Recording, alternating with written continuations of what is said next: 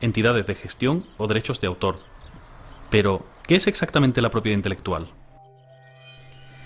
La propiedad intelectual es el conjunto de derechos que regula la protección de las creaciones del ser humano. Se divide en dos tipos: la propiedad industrial, que protege a marcas y patentes, y los derechos de autor, que protegen a las creaciones artísticas, que son de los que nos vamos a ocupar. Según la ley española, son objeto de propiedad intelectual todas las creaciones originales literarias, artísticas o científicas, incluyendo libros, obras dramáticas y traducciones, composiciones musicales, obras cinematográficas, obras de pintura, fotografía y escultura, proyectos arquitectónicos y de ingeniería, y programas de ordenador.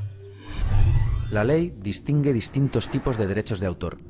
Primero tenemos los derechos morales, que serán siempre del autor, como el reconocimiento de la autoría o el respeto a la integridad de la obra.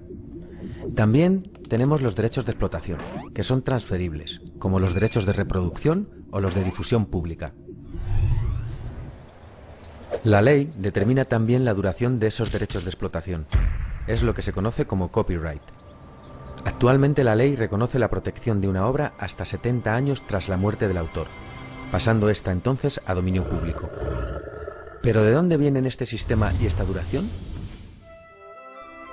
Aunque por entonces legalmente no tenía dueño, la cultura se encontraba encerrada en los monasterios.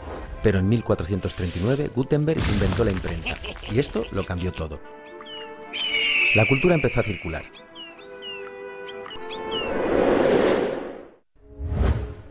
En 1710 llega la primera ley de propiedad intelectual, el Estatuto de Anne, que reconoce los derechos del autor sobre la explotación de su obra, pero también defiende los intereses públicos, obligando al paso a dominio público de la obra tras el periodo de protección. Tenía entonces una duración de 14 años, más otros posibles 14. Desde entonces, el desarrollo tecnológico ha ido posibilitando formas de copiar y difundir la cultura cada vez más rápidas y efectivas, y las duraciones del copyright han ido ampliándose sin cesar. 1710, 28 años. 1831, 42 años. 1909, 56 años. 1976, la vida del autor, más 50 años. Y llegamos a 1998. En este año vimos la última gran extensión del copyright, pasando este a una duración de la vida del autor más 70 años.